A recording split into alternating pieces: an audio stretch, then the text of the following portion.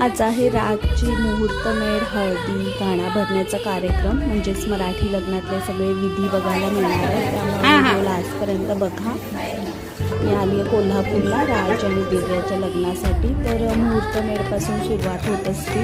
आंब्याचे झाड असते, त्याची पूजा करायची, चांदीची हळद द्यायची, हळदी चढवायची आणि